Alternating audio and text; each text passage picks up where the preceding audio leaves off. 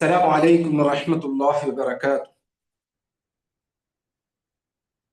بسم الله الرحمن الرحيم.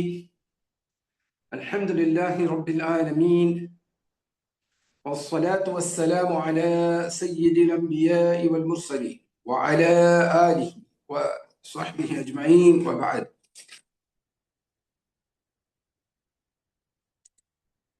الحمد لله. سورة الملك 67வது சூரா, அதனுடைய 12வது ஆயத். அதனுடைய வகுப்பு தான் நம்ம இப்ப பார்க்க போறோம் இன்ஷா அல்லாஹ். இந்த சூராவுடைய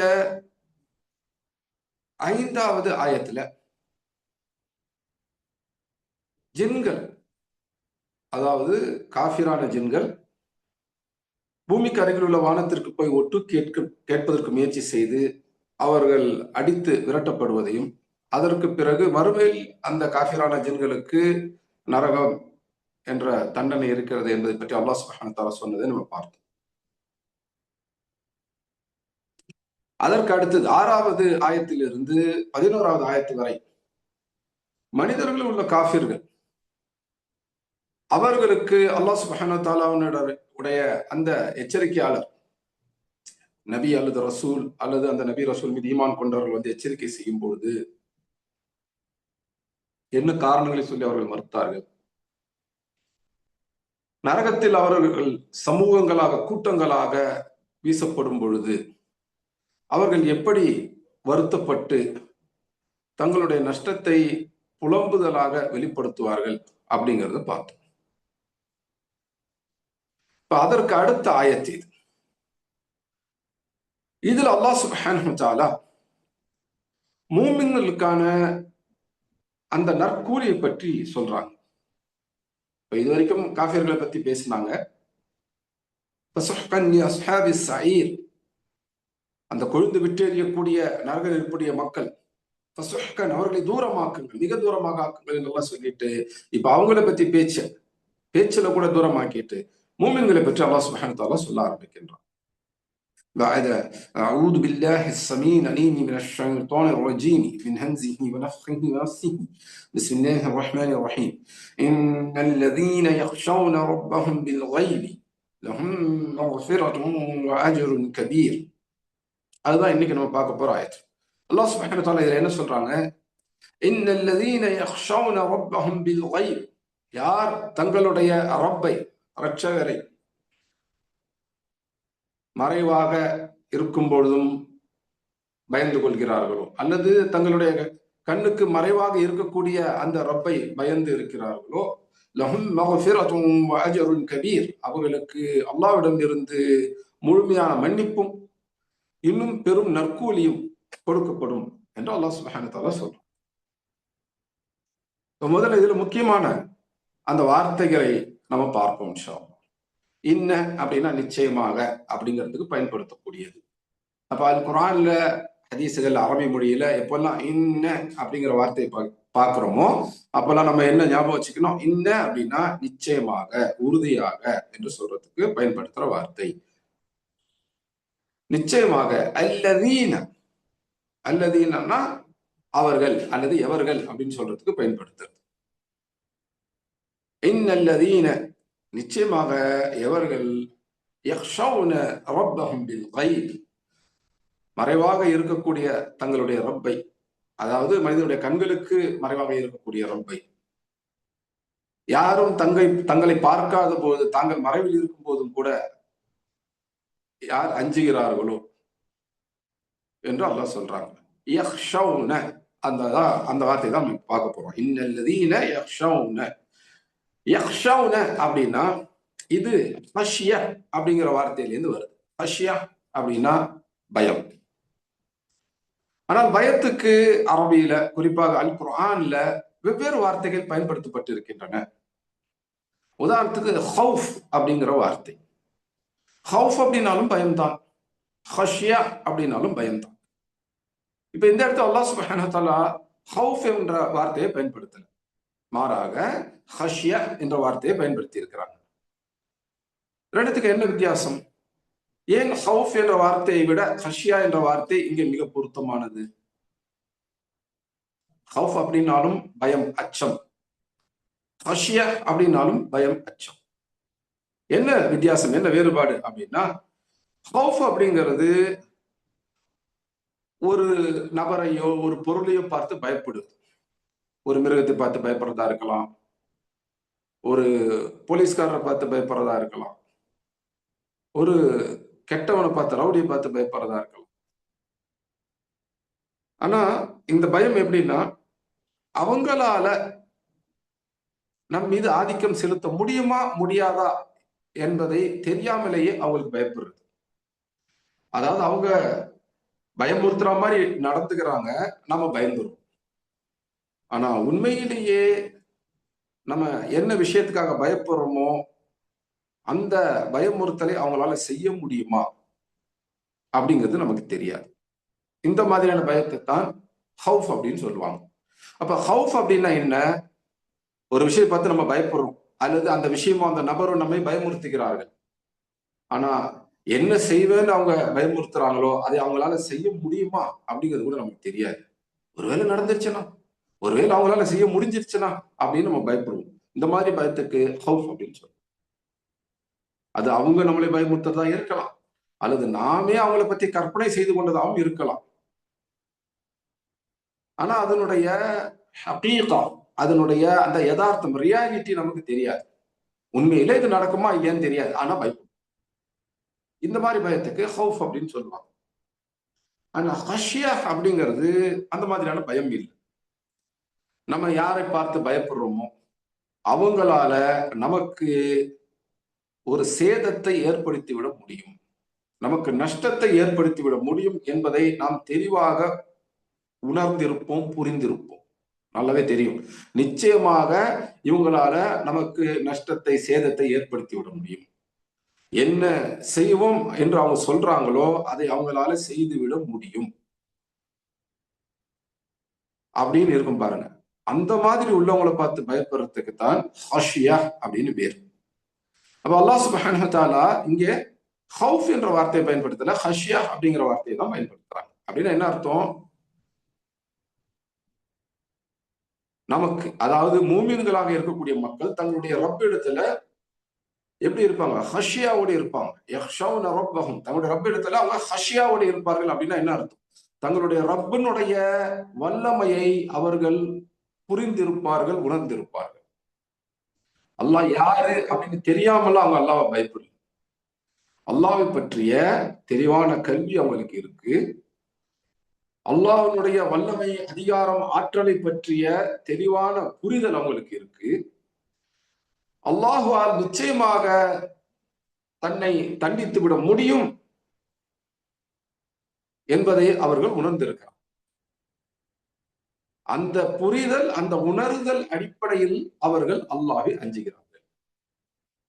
அப்ப அல்லாஹ்னா யாரு அப்படின்னு தெரியாமலேயே அல்லாஹ்வை பயப்படுறதுக்கு பேரு ஹஷ்யா அல்ல. மூமின்கள், அதாவது உண்மையான இறை நம்பிக்கையாளர்கள், அல்லாஹ் அப்படின்னா யாரு என்பதை தெரியாமலேயே எல்லாம் அல்லாஹ்வை பயப்பட மாட்டாங்க. அப்ப இந்த இடத்துல அல்லாஹ் சுப்ஹானஹு வ தஆலா ஹஷ்யா என்ற வார்த்தையை பயன்படுத்தி இருக்கிறாங்க என்பதை பார்க்கும் பொழுது நாம எப்படி இருக்கணும் என்பதை அல்லாஹ் சுப்ஹானஹு வ தஆலா நமக்கு சொல்லி தர்றாங்க என்பதை நாம் புரிந்து கொள்ளலாம். இன்னல்லதீன யக்ஷவுன ரப்பஹும் பில் கைப், யார் தங்களுடைய ரப்பை யக்ஷவுன ஹஷ்யாவோடு இருக்கிறாங்களோ, ரப்ப இடத்துல ஹஷ்யாவோடு இருக்கிறாங்களோ அப்படின்னு அல்லாஹ் சுப்ஹானஹு வ தஆலா சொல்லும் பொழுது நம்ம என்ன புரிஞ்சுக்கணும்? அப்ப ரப்பை பற்றிய கல்வி நமக்கு இருக்கும். அப்பதான் ரப்பை பற்றிய உண்மையான புரிதல் இருக்கும், ரப் பற்றிய உண்மையான பயம் அப்படிங்கிறது நமக்கு. அப்ப அல்லாஹ்வை பற்றிய கல்வி இல்லை அப்படின்னா அல்லாஹ்வை பற்றிய உண்மையான பயம் இருக்காது. அப்ப மூமின் அப்படின்னா யாரு? அல்லாஹ்வை சரியான முறையில் அறிந்தவர்கள் தான் மூமின்கள். இன்றைக்கு பெரும்பாலான மக்களை பார்க்கிறோம், அல்லாஹ்வை நம்புறேன் அப்படின்னு சொல்றாங்க. ஆனா அல்லாஹ்வை பற்றி அவங்களுக்கு எந்த விதமான அறிதலும் புரிதலும் இருக்காது. உதாரணத்துக்கு சொல்றதா இருந்தா அல்லாஹ்வுடைய பெயர்கள், இதை பற்றி அவங்களுக்கு புரிதல் இருக்காது. இன்றைக்கு நிறைய முஸ்லிம்கள் வீட்டுல கூட பார்க்கிறோம், அல்லாஹ்வுடைய பெயர்கள் என்று ஒரு பட்டியல் ஒரு தகடுல எழுதி வச்சிருக்கும், அதுக்கு ஒரு ஃப்ரேம் போட்டு வீட்டுல மாட்டி வச்சிருப்பாங்க. இல்ல ஒரு பேப்பர்லயோ அட்டையிலேயோ எழுதியிருக்கும். அதுக்கு அழகா ஃப்ரேம் போட்டு வீட்டுல மாட்டி வச்சிருப்பாங்க. எதற்காக மாட்டி வச்சிருக்கிறாங்க அப்படின்னா, அவங்கள்ட்ட கேட்டா சொல்லுவாங்க, இதனால நமக்கு நன்மை கிடைக்கும், பரக்கத்து கிடைக்கும் அப்படின்னு சொல்லுவாங்க. இன்னும் சிலர் இதனால பாதுகாப்பு கிடைக்கும் அப்படின்னு சொல்லுவாங்க. ஆனா உண்மையில அதுல எத்தனை பெயர்கள் இருக்கு? அந்த பெயர்களுடைய பொருள் என்ன, அர்த்தம் என்ன? இதன் வழியாக அல்லாஹ்வினுடைய பண்புகள், தன்மைகள் என்ன? இது எதுவுமே அவங்களுக்கு தெரியாது. ஒரு சிலர் மட்டும் அதுல எத்தனை பேர் இருக்குது அப்படின்னு கேட்டோம்னா சொல்லுவாங்க, 99 பேர்கள் இருக்கின்றன. அல்லாஹ்வுக்கு 99 பேர் இருக்குது அப்படின்னு. உண்மையில அல்லாஹ் சுப்ஹானஹு வ தஆலாவுக்கு 99 பெயர்கள் மட்டும் கிடையாது. அதையும் தாண்டி பெயர்கள் இருக்கின்றன. அல் குர்ஆன்ல மட்டும் 85 பெயர்கள் வருகின்றன. இவை அல்லாமல் ஆதாரபூர்வமான ஹதீஸ்கள்ல பார்த்தோம்னா இன்னும் 50க்கும் மேற்பட்ட பெயர்கள் வருகின்றன. அல்லாஹ்வுடைய பெயர்களை பற்றி விரிவாக கல்வியும் ஆராய்ச்சியும் உடைய அறிஞர்கள் பட்டியலிட்டு சொல்றாங்க, அல் குர்ஆனிலும் ஆதாரபூர்வமான ஹதீஸ்களிலும் அல்லாஹ்வுடைய பெயர்களாக வரக்கூடியவை அப்படிங்கிறது 137, 138 என்றெல்லாம் பட்டியல் கொடுக்கும். இதெல்லாம் பெயர்கள் மட்டும். இந்த சமூகத்திற்கு அல்லாஹ் அறிவித்து கொடுத்த பெயர்கள் இவையெல்லாம். அப்போ முந்தின சமூகங்களுக்கு அல்லாஹ் வேற பெயர்கள் அறிவித்திருக்கிறாங்களான்னா இருக்கலாம். ஏன்னா சில ஹதீஸ்கள்ல அப்படிதான் வருது. அல்லாஹ் நமக்கு அறிவித்த பெயர்கள் இதான். அப்ப அல்லாஹ்வுக்கு வெறும் 99 பெயர்கள் தான் இருக்குதா அப்படின்னு கேட்டா இல்ல, அதையும் தாண்டி இருக்கு. குர்ஆன்லயும் ஆதாரபூர்வமான ஹதீஸ்கள்லயும் 135க்கு மேற்பட்ட பெயர்கள் இருக்கின்றன. இன்ஷா அல்லாஹ் அல்லாஹ்வுடைய பெயர்களை பற்றியே தனி ஒரு வகுப்பு நம்ம எடுக்க வேண்டி இருக்கு. எப்படி இந்த சூரத்துல் முல்கை ஒரு நாளைக்கு ஒரு ஆயத் அப்படின்னு பார்க்கிறோமோ, அதே போல அல்லாஹ்வுடைய பெயர்களை பற்றி நாம விரிவாக பார்க்கணும், ஆழமாக பார்க்கணும். ஒரு நாளைக்கு ஒரு பெயர் என்று அல்லாஹ்வுடைய பெயர்களை பற்றி நம்ம படிப்போம். இன்ஷா அல்லாஹ் ரமதானுக்கு பிறகு படிப்போம். உறுப்புகள் தயாராயிட்டு இருக்கு. சரி, இப்போ அல்லாஹ்வை அறிதல் அப்படிங்கிற பாயிண்ட்ல தான் வரும். அல்லாஹ்வை எப்படி தெரிந்து கொள்வது? அல்லாஹ் தன்னை பத்தி சொல்லியிருக்கணும். அதே போல அல்லாஹ்வுடைய கடைசி தூதர் முஹம்மது ஸல்லல்லாஹு அலைஹி வஸல்லம், அல்லாஹ்வுடைய நபியும் ரசூலுமான அவர்கள் அல்லாஹ்வை பற்றி சொல்லியிருக்கணும். அப்ப அல்லாஹ்வுடைய வார்த்தைகளை கொண்டு, ரசூலுல்லாஹ்வுடைய வார்த்தைகளை கொண்டு அல்லாஹ் யார் அப்படிங்கிறத நம்ம தெரிஞ்சுக்கணும். அல்லாஹ்வுடைய பெயர்கள் என்ன, அல்லாஹ்வுடைய பண்புகள் என்ன, அல்லாஹ்வுடைய செயல்கள் என்ன அப்படிங்கறதெல்லாம் நம்ம அல்லாஹ்வுடைய வார்த்தைகளை கொண்டும் அல்லாஹ்வுடைய தூதருடைய வார்த்தைகளை கொண்டும் தெரிஞ்சுக்கணும். இதை கொண்டு தான் நாம் அல்லாஹ் யார் அப்படிங்கிற புரிதலுக்கே வரும். அப்ப அல்லாஹ்வுடைய பெயர்கள் முதலாவது எதெல்லாம் அல்லாஹ்வுடைய பெயர்கள் நமக்கு தெரியணும். அதற்கு அடுத்தது அந்த பெயர்களுக்குரிய சரியான விளக்கம் என்ன அப்படிங்கிறது நமக்கு தெரியும். இப்ப இலாஹ் அப்படிங்கிற வார்த்தையை நம்ம பயன்படுத்துறோம். லா இலாஹ இல்லல்லாஹ், இதுல இலாஹ் அப்படிங்கிற வார்த்தை வருது. அல்லாஹுக்கு அல் இலாஹ் அப்படிங்கிற பெயர் உண்டு. அதே போல ரப்ன்ற வார்த்தையை பார்க்கிறோம். ரப் என்பது அல்லாஹ்வுடைய பெயர்களில் ஒன்று. இந்த மாதிரி அல்லாஹ்வுடைய பல்வேறு பெயர்களை பார்க்கிறோம். இந்த சூரத்துல் முல்கினுடைய ஆரம்பத்திலுமே அல்லாஹ்வுடைய பெயர்களை நம்ம அல் அசீஸ், அல் கஃபூர் அப்படி எல்லாம் பார்த்துக்கிட்டு வரோம். இப்ப அல்லாஹ்வுடைய இந்த பெயர்கள் எல்லாவற்றையும் நாம் தெரிந்து அந்த பெயர்களுக்குரிய சரியான விளக்கத்தை நாம் தெரிந்து கொள்ளும் பொழுது, புரிந்து கொள்ளும் பொழுதுதான் அல்லாஹ் யார், அல்லாஹ்வுடைய வல்லமை எப்படிப்பட்டது என்பதை பற்றிய சரியான கல்வி நமக்கு கிடைக்கும். அப்பதான் அல்லாஹ் யார் என்பதை பற்றிய சரியான புரிதல் நமக்கு கிடைக்கும். அந்த கல்வி, அந்த புரிதல் அடிப்படையில் வரக்கூடிய பயம்தான் உண்மையான பயம். இப்ப யாருக்கு அல்லாஹ் யார் என்பதை பற்றி சரியான கல்வி இல்லை, அல்லாஹ்வுடைய பெயர்களை பற்றி சரியான கல்வி இல்லையோ, அல்லாஹ்வுடைய சிஃபாத் பண்புகளை பற்றி சரியான கல்வி இல்லையோ, அல்லாஹ்வுடைய அஃஆல் அல்லாஹ்வுடைய செயல்களை பற்றி சரியான கல்வி இல்லையோ, அவங்க உண்மையில அல்லாஹ்வை பயப்பட மாட்டாங்க. அல்லாஹ்வுடைய பயம் இருக்கும், ஆனால் அது எப்படி இருக்க வேண்டுமோ அந்த முறையில் இருக்க. அல்லாஹ் சுப்ஹானஹு வ தஆலா சொல்றாங்க பாருங்க, யா அய்யுஹல்லதீன ஆமனு தகுல்லாஹ ஹக்க துகாத்திஹ், ஈமான் கொண்டவர்களே நீங்கள் அல்லாஹ்வுக்கு தக்வாவோடு இருங்க, அல்லாஹ்வுக்கு பயந்து இருங்க. எப்படி? ஹக்க துகாத்திஹ், உண்மையில அல்லாஹ்வுக்கு எப்படி பயப்படணுமோ அந்த முறையில் அல்லாஹ்வுக்கு பயந்து இருங்க என்று அல்லாஹ் கட்டளையிடுறாங்க. அப்போ அந்த அதனுடைய ஹக் அந்த முறையில நம்ம இருக்கணும். அல்லாஹ்வை உண்மையில எப்படி பயப்படணுமோ அந்த முறையில பயப்படணும். உண்மையில அல்லாஹ்வை பயப்படுறதுன்னா எப்படி? அப்ப அல்லாஹ் யார் என்ற அந்த கல்வி, அந்த சரியான புரிதல் நமக்கு இருக்கும் பொழுதுதான் அல்லாஹை பற்றிய சரியான பயம் அப்படிங்கிறது நமக்கு. இல்லைன்னா என்ன நடக்கும்? மனுஷங்களுக்கு எப்படி பயப்படுவோமோ, மிருகத்துக்கு எப்படி பயப்படுவோமோ, ஜின்களுக்கு எப்படி பயப்படுவோமோ அந்த மாதிரி அல்லாஹ்வுக்கு பயப்படுவோம். அல்லாஹ்வுடைய வல்லமை தெரியாமலேயே அல்லாஹ்வை பயப்படுவோம். அப்ப அல்லாஹ் யார் என்று சரியாக தெரியாமல், அல்லாஹ்வுடைய வல்லமை பற்றி சரியாக தெரியாமல் அல்லாஹ்வை பயந்தோம் அப்படின்னா அதுக்கு பேரு ஹஷ்யா கிடையாது. அதுக்கு பேர் என்ன? ஹவுஃப். ஹவுஃப் அப்படின்னா என்ன? நம்ம ஒருத்தவங்களை பார்த்து பயப்படுவோம். ஆனா உண்மையிலேயே அவங்களால நம்மளை தண்டிக்க முடியுமா, நமக்கு சேதத்தை ஏற்படுத்தி விட முடியுமா அப்படின்னு நமக்கு தெரியாது. வேலை நடக்கலாம் அப்படிங்கிற மாதிரி பயப்படுறது, அதுதான் ஹவுஃப். ஒருவரை பற்றி சரியாக தெரியாமலேயே அவரை பயப்படுவது ஹவுஃப். ஒருவரை பற்றி சரியாக தெரிந்து அவருடைய வல்லமையை சரியாக புரிந்து அதற்கு பிறகு பயப்படுறதுக்கு பேர் தான் ஹஷ்யா. அல்லாஹ் சுப்ஹானஹு வ தஆலா யாருக்கு பாவ மன்னிப்பும் பெரும் நற்கூலி, அதாவது சொர்க்கமும் கிடைக்கும்னு சொல்றாங்க, யாரு ஹஷ்யாவோட இருக்கிறாங்களோ அவங்க தான், அவங்களுக்கு தான். அப்ப யார் ஹவுஃபோட இருக்கிறாங்களோ அவங்களுக்கு நல்லா சொல்லல, மாறாக யார் ஹஷ்யாவோட இருக்கிறாங்களோ அவங்களுக்கு என்று தான் அல்லாஹ் சுப்ஹானஹு வ தஆலா சொல்றாங்க. அப்போ ஹவுஃபுக்கும் ஹஷ்யாவுக்கும் நமக்கு வித்தியாசம் தெரியும். மறுபடியும் ஒரு முறை இந்த வகுப்புல இறுதியாக ஒரு முறை அதை நம்ம பார்த்தோம். ஹவுஃப் அப்படிங்கிறது என்ன? நம்ம ஒருத்தவங்களை பார்த்து பயப்படுவோம், ஆனா அவங்கள பத்தி நமக்கு சரியா தெரியாது. ஒருவேளை அவங்க நமக்கு பாதிப்பு ஏற்படுத்தலாம் அல்லது பாதிப்பு ஏற்படுத்தாமலும் போலாம். அந்த வல்லமை அவங்களுக்கு இருக்குதா இல்லையா அப்படின்னு சரியா தெரியாமலே பயப்படும். அதுதான் ஹவுஃப். இன்னொரு மனிதனுக்கு பயப்படுறது, இன்னொரு ஜின்னுக்கு பயப்படுறது, இன்னொரு மிருகத்துக்கு பயப்படுறது, அல்லது எந்தெந்த விஷயங்களுக்கோ பயப்படுறாங்க. இதெல்லாம் ஹவுஃப். ஆனா ஹஷ்யாங்கிறது என்ன? இவங்களால நமக்கு இந்த பாதிப்பை நிச்சயமாக ஏற்படுத்தி விட முடியும் என்ற அந்த தெளிவு, அந்த உறுதி, அந்த சரியான புரிதல், அதன் அடிப்படையில வரக்கூடிய பயத்துக்குத்தான் ஹஷ்யா அப்படின்னு பேரு. அப்ப அல்லாஹ்விடத்துல ஹஷ்யாவோடு நாம இருக்கணும் அப்படின்னா அல்லாஹ் யார் என்ற சரியான கல்வி நமக்கு இருக்கு.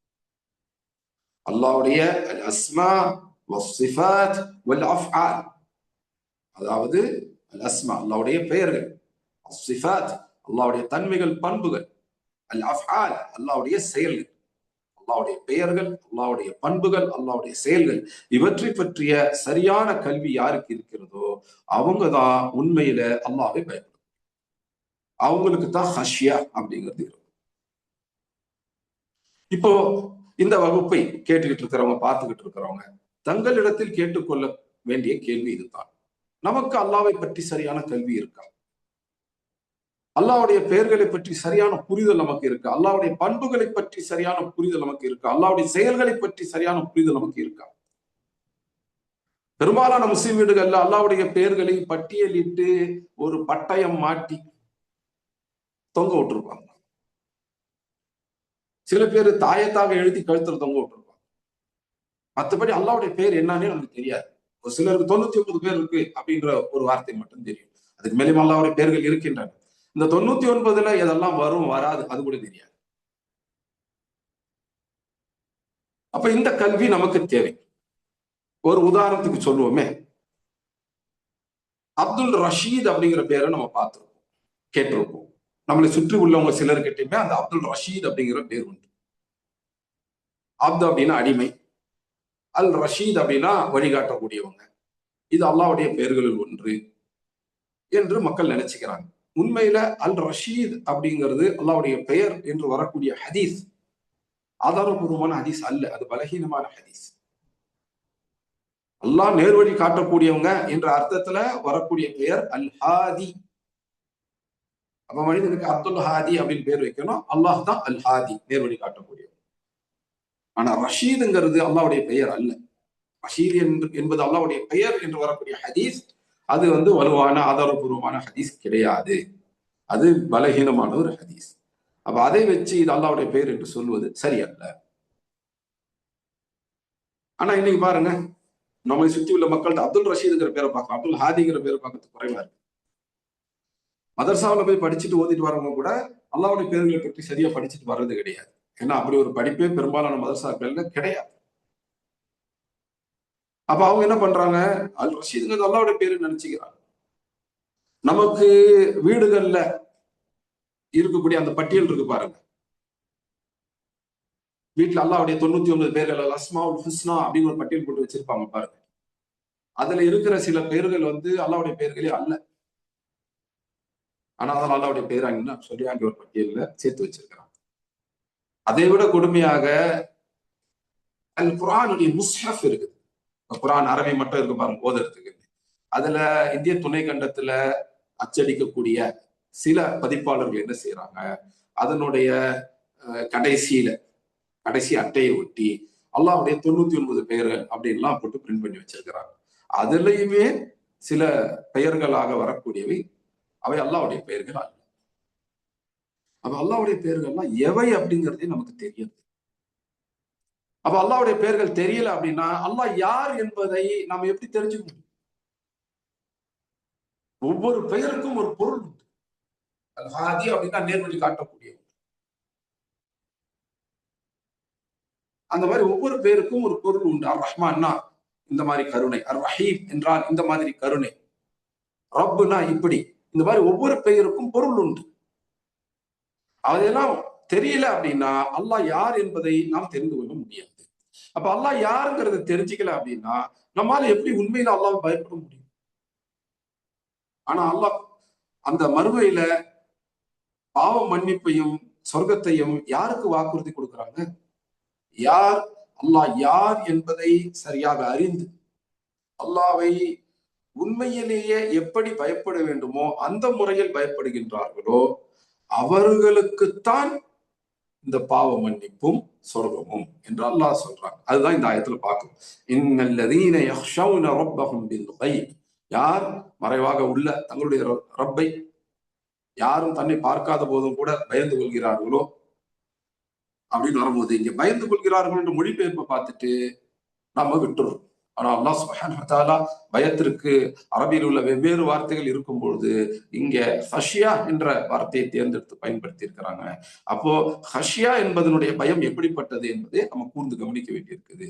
அப்படி பார்க்கும்போது நமக்கு என்ன தெரியுது, அல்லாஹ் யார் என்பதை சரியாக அறிந்து அதன் அடிப்படையில் அல்லாஹ்வை பற்றிய சரியான பயத்தை யார் தங்களுக்குள்ள கொண்டு வர்றாங்க, தங்களுக்கு உள்ள மட்டும் இல்லை, அந்த உள்ள இருக்கிற பயம் அவங்களுடைய பேச்சாகவும் செயல்களாகவும் வெளிப்படுற மாதிரி யார் நடந்து கொள்கிறார்கள் அவங்களுக்குத்தான் அல்லாஹ் சுப்ஹானஹு வ தஆலா மன்னிப்பையும் சொர்க்கத்தையும் வாக்குறுதி கொடுக்கிறார். அப்போ இதை கேட்ட பிறகு நமக்குள்ள அந்த ஆசை, அந்த ஏக்கம் வரணும். எந்த ஆசை, எந்த ஏக்கம்? அல்லாஹ்வை நாம் சரியான முறையில் அறிந்து கொள்ள வேண்டும். அப்படி அறிந்து கொண்டால்தான் அல்லாஹ்வை நாம் சரியான முறையில் பயப்பட முடியும்.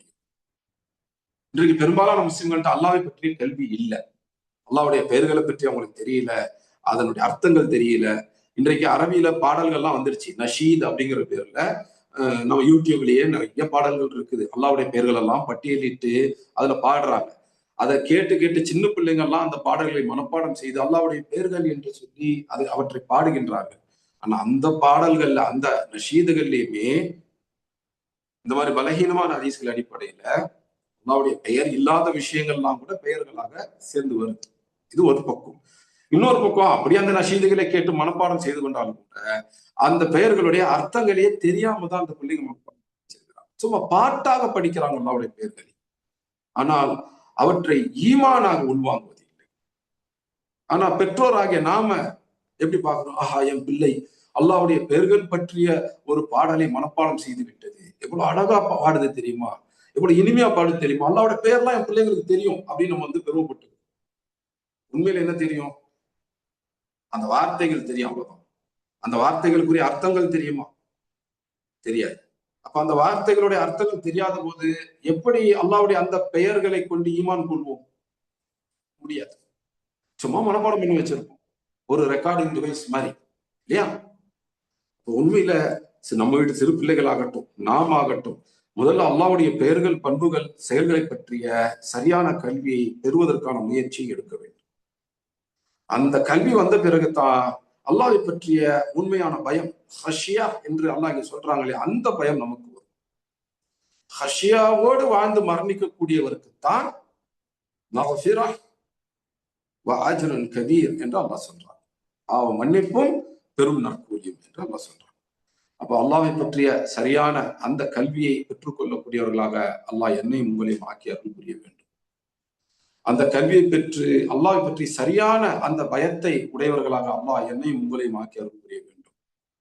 அந்த பயத்தின் அடிப்படையில் நம்முடைய வாழ்க்கையை அமைத்துக் கொள்பவர்களாக அல்லாஹ் என்னையும் உங்களையும் ஆக்கி அருள் புரிய வேண்டும் என்று எனக்காக உங்களுக்காக துஆ செய்து இந்த வகுப்பை இன்னும் தொடர்கின்றேன். அல்லாஹ் சுப்ஹானஹு வ தஆலா என்ன சொல்றாங்க? இன்னல்லதீன யக்ஷௌன ரப்பஹும் பில் கைப். ரப் அப்படிங்கிற வார்த்தைக்கான பொருளை நம்ம முன்னாடியே வகுப்புல பார்த்திருக்கோம் இல்லையா? ரப் அப்படின்னா என்ன அர்த்தம்? நிறைய பேர் ரப்புன்னா படைப்பாளர், படைக்கக்கூடியவங்க அப்படின்னு சொல்லி அர்த்தத்தோட முடிச்சிடுறாங்க. ரப் என்பவர் படைக்கக்கூடியவர் தான். ஆனா படைக்கிறதோட நிறுத்தி இல்லை, இன்னும் தொடர்ச்சியாக நமக்கு தேவையான எல்லாவற்றையும் கொடுக்கக்கூடிய, நம்முடைய வாழ்க்கையினுடைய இறுதி வரை, நம்முடைய வாழ்க்கையுடைய முழுமை வரை நமக்கு எல்லாவற்றையும் கொடுக்கக்கூடியவங்களுக்கு தான் ரப் அப்படின்னு பேர். அந்த ரப்பை பத்தி சொல்லும் போது இங்க அல்லாஹ் சுப்ஹானஹு வ தஆலா என்ன சொல்றாங்க? இன்னல்லதீன யக்ஷௌன ரப்பஹும் பில் கைப். கைப் அப்படிங்கிற வார்த்தைக்கு என்ன அர்த்தம்? கைப் அப்படின்னா மனிதனுடைய இந்த பார்வைக்கு, இந்த கண்ணுடைய பார்வைக்கு மறைவானது, இந்த கண்களால் இந்த உலகத்தில் பார்க்க முடியாதது அப்படின்னு அர்த்தம். மறுபடியும் சொல்ற, நல்லா கவனிச்சுக்குங்க. மனிதனுடைய இந்த கண்களால் இந்த உலகத்தினுடைய வாழ்க்கையில் பார்க்க முடியாதது, இந்த உலகத்துடைய வாழ்க்கையில் ஞாபகத்தில் வச்சுங்க. அதற்கு தான் கைப் அப்படின்னு பேர். சொர்க்கம் கைப், நரகம் கைப், மலக்குமார்கள் கைப். அப்படின்னா என்ன அர்த்தம்? இந்த உலகத்துடைய வாழ்க்கையில நாம் மலக்குகளை பார்க்க மாட்டோம், இந்த உலகத்துடைய வாழ்க்கையில் நாம் சொர்க்கத்தை பார்க்க மாட்டோம், இந்த உலகத்துடைய வாழ்க்கையில் நரகத்தை பார்க்க மாட்டோம் அப்படின்னு அர்த்தம். அதே போலதான் இந்த உலகத்துடைய வாழ்க்கை, இந்த கண்களை கொண்டு நாம் அல்லாஹ்வை பார்க்க மாட்டோம், பார்க்க முடியாது. இந்த கண்களுக்கு அந்த சக்தி இல்லை. அப்போ கண்களுடைய பார்வைக்கு மறைக்கப்பட்டது அப்படின்னு சொல்லும் போது அது இந்த உலகத்துடைய வாழ்க்கையில தான் மறைக்கப்பட்டது. மறுமையில் மலக்குகளை பார்ப்பாங்க, சொர்க்கத்தை பார்ப்பாங்க, நரகத்தையுமே பார்ப்பாங்க. மூமின்கள் காஃபிர்கள் எல்லாமே நரகத்தையுமே பார்ப்பாங்க. இந்த உலகத்தினுடைய வாழ்க்கையில தான் சொர்க்கம் நரகம் நமக்கு மறைக்கப்பட்டது. ஆனா மறுமையில சொர்க்கத்தை கண்ணால பார்க்க முடியும். மூமின்கள் அதை நல்லாவே பார்ப்பாங்க. நரகத்தை மூமின்களும் பார்ப்பாங்க, காஃபிர்களும் பார்ப்பாங்க. காஃபிர்கள் அதுக்குள்ளேயே போய் வேதனையும் அனுபவிக்கும். சொர்க்கம் நரகம் இது போன்ற விஷயங்கள் எல்லாம் கைப் என்ற வார்த்தையை சொல்லி அல்லாஹ் சொல்லும் பொழுது இந்த உலகத்தினுடைய வாழ்க்கையில் இந்த கண்களால் பார்க்க முடியாதவை அப்படின்னு அர்த்தம். எப்பவுமே பார்க்க முடியாது அப்படின்னு அர்த்தம் இல்லை. மறுமையில சொர்க்க நரகத்தை பார்ப்போம், மலக்குகளை பார்ப்போம். சொர்க்கத்துக்குள் நுழைந்து விட்ட பிறகு அல்லாஹ்வை பார்ப்போம். நரகத்தில் இருக்கிறவங்களால அல்லாஹ்வை பார்க்க முடியாது. ஆனா யார் சொர்க்கத்தில் நுழைந்து விட்டார்களோ அதற்கு பிறகு அவர்கள் அல்லாஹ்வுடைய முகத்தை பார்ப்பார்கள், அல்லாஹ்வை பார்ப்பார்கள். கைப் அப்படின்னா என்ன அர்த்தம்? இந்த உலகத்துல நமக்கு கொடுக்கப்பட்ட இந்த பார்வையை கொண்டு இந்த உலகத்துடைய வாழ்க்கையில நம்மால் பார்க்க முடியாதவை, நம்முடைய கண்ணுக்கு மறைவானவை, இதுதான் கைப் அப்படின்னு பேர். அவை இருக்கின்றனவா இல்லையா அப்படிங்கறது கூட எல்லா நேரங்களும் அறிவை கொண்டு நம்ம புரிஞ்சுக்க முடியாது. சொர்க்கம்னு ஒண்ணு தேவை, நரகம்னு ஒண்ணு தேவை, அதனுடைய தேவையை புரிஞ்சுக்க முடியும். ஏன்னா இந்த உலகத்துல சில பேர் பல அநியாயங்களை செய்து விட்டு மரணித்து விடுகிறார்கள். பெரிய தண்டனை எல்லாம் ஒண்ணும் இல்லை, சில பேர் தண்டனையே இல்லை, மரணிச்சிடுறாங்க. இப்ப இவங்களுக்கான தண்டனை ஒண்ணு இருக்கணும் இல்லையா? தண்டனை கொடுக்கக்கூடிய இடம் ஒன்று இருக்க வேண்டும் தானே அப்படின்னு நம்ம புத்தியை கொண்டு யோசிச்சு, அப்போ நரகம்னு ஒண்ணு இருக்கணும் அப்படின்னு முடிவு செஞ்சுக்கலாம். அது இருக்கணும்னு அப்படி செஞ்சுக்கலாம். உண்மையில நரகம் எப்படி இருக்கும், நரகத்துடைய தண்டனை எப்படி இருக்கும், அதையெல்லாம் நம்முடைய அறிவை கொண்டு நாம முடிவு செய்ய முடியாது. அதெல்லாம் அல்லாஹ் சொன்னாதான் தெரியும், அல்லாஹ்வுடைய ரசூல் சொன்னாதான் தெரியும். நம்முடைய அறிவை கொண்டு மட்டுமே அவை எப்படி இருக்கும் என்பது சொல்லிவிட முடியாது. இருக்கணும் அப்படின்னு வேணா சொல்லலாம். அதே மாதிரி இந்த உலகத்துல நிறைய நன்மைகளை செய்து அதற்குரிய கூலியை பெற்றுக் கொள்ளாமலே மரணிக்கக்கூடிய மனிதர்கள், அப்ப அவங்களுக்கெல்லாம் மரணத்துக்கு பிறகு ஒரு வாழ்க்கை இருக்கணும், அதெல்லாம் அவங்க முழுமையான சந்தோஷத்தை அனுபவிக்கணும், அப்படி ஒரு இடம் இருக்கணும், அப்போ சொர்க்கம்னு ஒரு இடம் இருக்கணும் அப்படின்னு புத்தியை கொண்டு முடிவு செய்யலாம். ஆனால் சொர்க்கம் எப்படி இருக்கும், சொர்க்கத்துல என்ன விதமான சந்தோஷங்கள் இருக்கும், இது மனிதனுடைய அறிவை கொண்டு முடிவு செய்ய முடியாது. இது அல்லாஹ் சொன்னாதான், அல்லாஹ் தன்னுடைய குர்ஆன் மூலமா சொல்லணும், இல்ல தன்னுடைய ரசூல் மூலமா சொல்லணும், அப்படி மட்டும் தான் தெரியும். மலக்குகளுடைய இருப்பு அறிவை கொண்டு கூட புரிஞ்சுக்க முடியாது. மலக் அப்படின்னு ஒருத்தவங்க இருக்கிறாங்க, மலக் என்ற ஒரு இனமே இருக்குது என்பதை அல்லாஹ் சொல்வதை கொண்டு மட்டும் தான் நாம் தெரிந்து கொள்ள முடியும். அறிவை கொண்டு கூட மலக்குன்னு ஒருத்தவங்க இருக்கணும் அப்படிங்கிற முடிவுக்கு வரவே முடியாது. அப்ப கைப் அப்படின்றத பொறுத்த வரைக்கும் அவற்றுள்ள சில விஷயங்கள் இருக்கலாம், இருக்கணும் அப்படிங்கிறத அறிவை கொண்டு முடிவு செய்யலாம். ஆனா அது எப்படி இருக்கும்ன்றது தெரியாது. அவற்றுடைய பல விஷயங்களை இருக்கணும் அப்படிங்கிற முடிவுக்கு கூட அறிவை கொண்டு நம்ம எட்ட முடியாது. அறிவை பயன்படுத்தினா கூட மலக்கு இருக்கணும் அப்படின்னு சொல்ல முடியாது. அது அல்லாஹ் சொன்னாதான் தெரியும். கைப் அப்படிங்கிறது இந்த உலகத்துல நம்முடைய பார்வைக்கு மறைக்கப்பட்டது, சில நேரங்கள் அறிவுக்குமே மறைக்கப்பட்டது. அல்லாஹ் சொன்னால் மட்டும் தான் நமக்கு தெரியும்.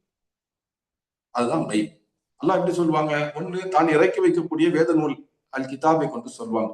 அப்படி கடைசியாக இறக்கப்பட்ட வேத நூல் அல் கிதாபு தான் அல் குர்ஆன். அல்லது அல்லாஹ் தான் அனுப்பி வைத்த அந்த ரசூல் நபி மூலமாக சொல்வாங்க, இறை தூதர் மூலமாக. அப்படி கடைசியாக அனுப்பி வைக்கப்பட்ட இறை தூதர் நபி ரசூல் அது யாரு? அதுதான் முஹம்மது ஸல்லல்லாஹு அலைஹி வஸல்லம். அப்ப ஒண்ணு அல் குர்ஆன் மூலமாக கடைசி வேத நூல், அல்லது முஹம்மது ரசூலுல்லாஹ் கடைசி இறை தூதர் ஸல்லல்லாஹு அலைஹி வஸல்லம் அவங்க மூலமாக. இந்த ரெண்டு வழியில ஏதோ ஒரு வழி அல்லது ரெண்டு வழியின் மூலமாகத்தான் இந்த கைபை பத்தி நம்ம தெரிஞ்சுக்கலாம். அப்ப ரப்பு யார், அல்லாஹ் எப்படிப்பட்டவங்க அப்படிங்கிறது கூட அல்லாஹ் சொன்னாதான் நமக்கு தெரியும். அல்லாஹ் இருக்கணும் அப்படிங்கிறத அறிவை பயன்படுத்தி புரிந்து கொள்ளலாம். அல்லாஹ்வுக்கு கருணைன்னு ஒண்ணு இருக்கணும், அல்லாஹ் என்றைக்குமே உயிரோடு இருக்கணும், அல்லாஹ் எல்லா வல்லமையும் உடையவங்களா இருக்கணும் அப்படின்ற சில பண்புகளை அறிவை கொண்டு இதெல்லாம் இருக்கணும் அப்படிங்கிறத நம்ம முடிவு செய்யணும். ஆனா அல்லாஹ்வுடைய எல்லா பெயர்கள், எல்லா பண்புகள், எல்லா செயல்கள் இவற்றை அறிவை கொண்டு நாம் புரிந்து கொள்ள முடியாது. நம்முடைய உணர்வுகளை கொண்டு நாம் உணர்ந்து கொள்ள முடியாது. இது அல்லாஹ் சொன்னா மட்டும்தான் தெரியும். அப்ப இவற்றையெல்லாம் தான் கைப் அப்படின்னு சொல்லுவோம். அப்ப கைப் அப்படின்னா என்ன? இந்த உலகத்துடைய வாழ்க்கையில் மனிதனுடைய இந்த கண்களால் பார்க்க முடியாதவை, மனிதனுடைய இந்த கண்களுக்கு மறைக்கப்பட்டவை, அவற்றுக்கெல்லாம் கைப் அப்படின்னு பேர். இந்த உலகத்துல தான் அவற்றை நம்ம பார்க்க மாட்டோம். மறுமை நாள்ல தீர்ப்பு கொடுக்கும் பொழுது, தீர்ப்பு கொடுத்து விட்ட பிறகு அப்படின்னு பல்வேறு காலகட்டங்கள்ல இந்த எல்லா விஷயங்களையுமே நம்ம கண்ணால பார்த்து விட முடியும். ஆனா இந்த உலக வாழ்க்கையில இந்த கண்களால் அவற்றை பார்க்க முடியாது. அவருக்கு தான் கைப் அப்படின்னு பேர். அல்லாஹ் சுப்ஹானஹு வ தஆலா என்ன சொல்றாங்க? இன்னல்லதீன யக்ஷௌன ரப்பஹும் பில் கைப், யார் தங்களுடைய ரப்பை பில் கைப், கைபுடன் அஞ்சுகிறார்களோ, பயப்படுகிறார்களோ. கைபோட அப்படின்னா என்ன அர்த்தம்? ஒண்ணு, அல்லாஹ் நம்முடைய பார்வைக்கு மறைக்கப்பட்டோம், அல்லாவை நம்ம கண்ணால பார்க்க முடியாது. ஆனாலும் நம்ம அல்லாவை நம்புறோம். அல்லாவை கண்ணால பார்க்கலினாலும் அல்லாவுக்கு பயப்படுறோம். அப்போ ரப்பஹும் பில் கைப் அப்படிங்கிறது நாம் கண்ணால் பார்க்காத ரப்பை அப்படின்ற பொருளையும் கொடுக்கும். அதே போல நம்மை யாரும் பார்க்காத பொழுது அப்படிங்கிற ஒரு அர்த்தமும் வரும் என்று குர்ஆன் விளக்குரையாளர்கள் இந்த இடத்துல சுட்டி காண்பிக்கிறார்.